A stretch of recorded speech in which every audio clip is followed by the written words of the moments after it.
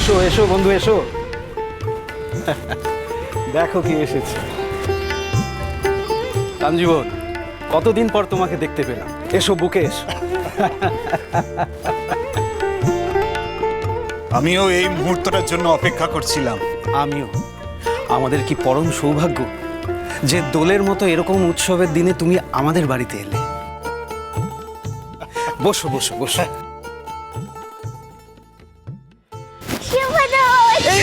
দেখো দেখো কাণ্ড দেখো মেয়েটা। এই রশ্মিমে, কাপড়টা পুরো রং লাগিয়ে নষ্ট করে দিলি। দরিদ্রের রং লাগাবো না তো কবে লাগাবো?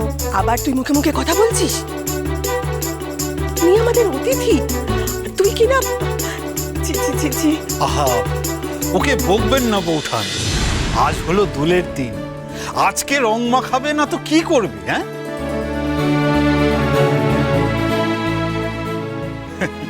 এটাই তো আজকের আনন্দ। আয় মা, আয় আমার কাছে আয়।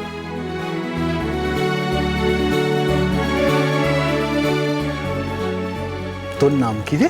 ভবানী।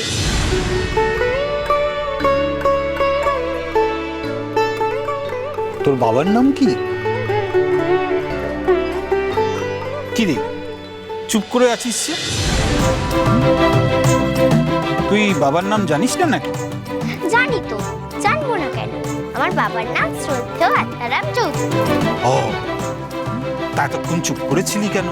আমি একটা কথা ভাবছিলাম। তাই? কি কথা? তুমি তো আমার বাবাকে অনেক দিন ধরে ছিলে, হুম। আমার বাবার বন্ধু। তাহলে তুমি আমাকে পরীক্ষা করছিলে?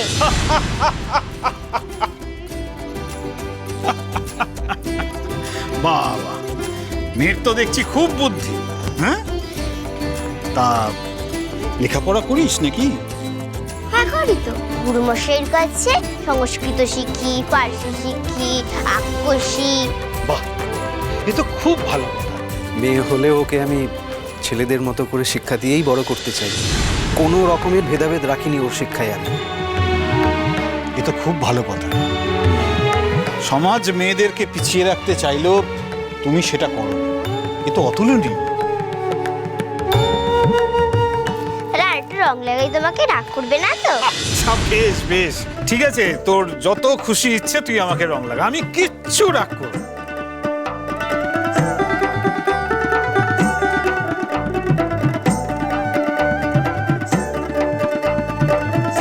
এই দেখো দেখো দেখো কাণ্ড দেখো মেয়ে। ঠিক আছে, যা যা, তোরা এখন রং খেল। তুমিও যাও ওদের সঙ্গে রং খেল, যাও। চলো চলো, খুব মজা হবে।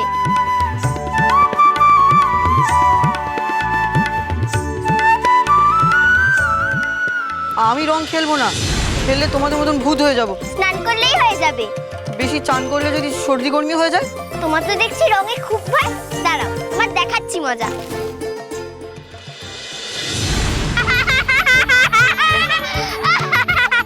তুমি আমাদের গায়ে রং দেখলে তো? দাও, দেখাচ্ছি মজা।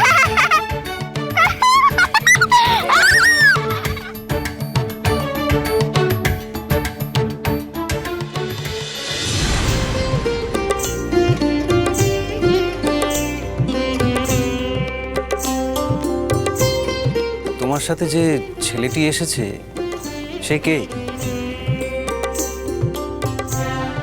ও তো আমার ছেলে রমাকান্ত।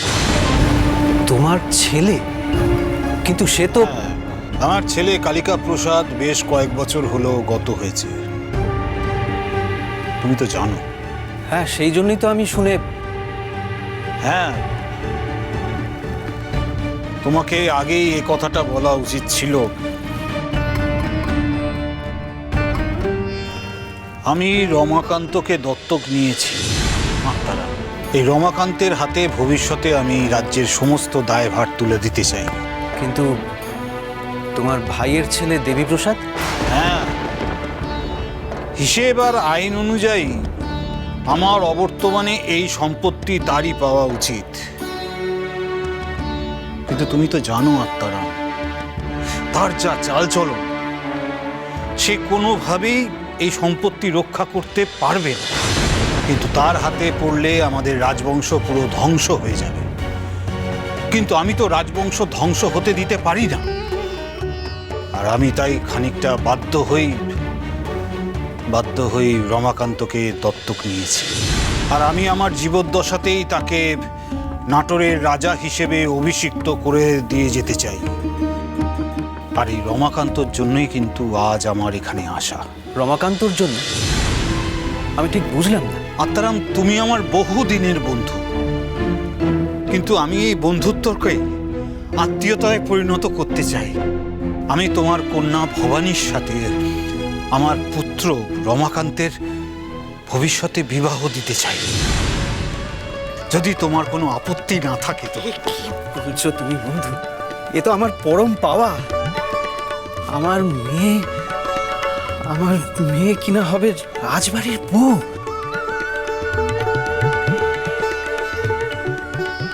কথা দাও, তুমি আমাকে কথা দাও যে তোমার কন্যা ভবানীকে তুমি আমার দত্তক পুত্র রমাকান্তের হাতে সঁপে দেবে। কথা দাও।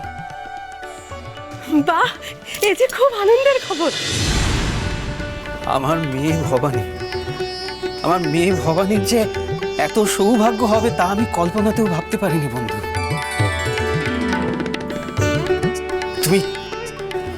তুমি নিশ্চিত থাকো, আমি তোমায় কথা দিলাম।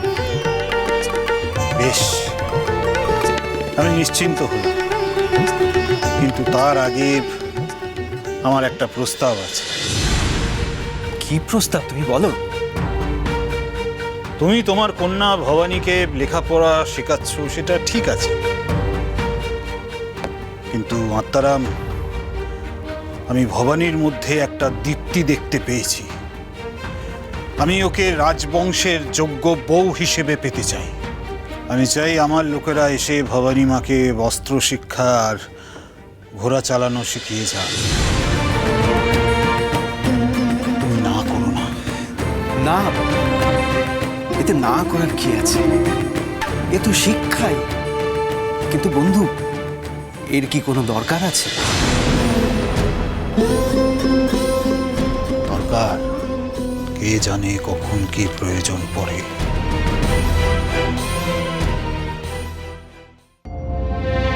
সেই আমার শুরু। তারপর ধীরে ধীরে আমায় অস্ত্রবিদ্যা, ঘোড়ায় চড়া সবটাই শিখতে হলো। কি শেখালো আপনাকে এসব? তখন যিনি নাটোরের সেনাপতি ছিলেন তিনি।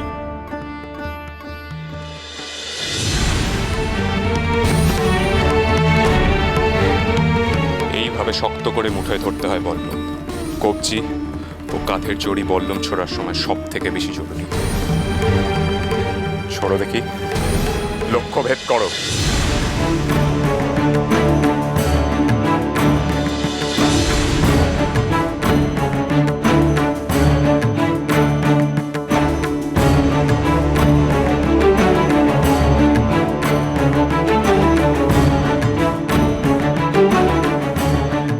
মুখোমুখি অস্ত্র সঞ্চালনায় প্রাথমিক শিক্ষা হলো আত্মরক্ষা, তারপর আক্রমণ।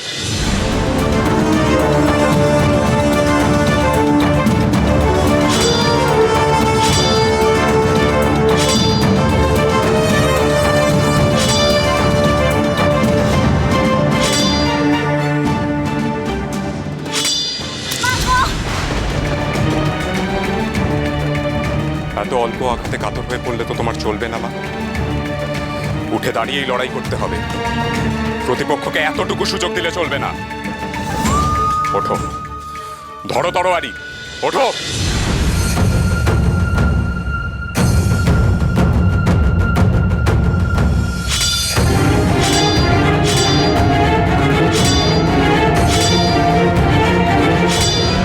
দেখো জয় দুর্গা, দেখো, আমার ঠিক মনে হয় যে আমাদের ভবানী পারবেই।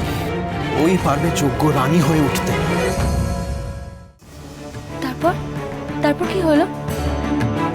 তারপর ওভাবে অনুশীলন আর শিক্ষাতে কেটে গেল বেশ কয়েকটা বছর। তার মানে তখন আপনি বড় হয়ে গেলেন? বড় হলাম, বেশ অনেকটা বড় হলাম।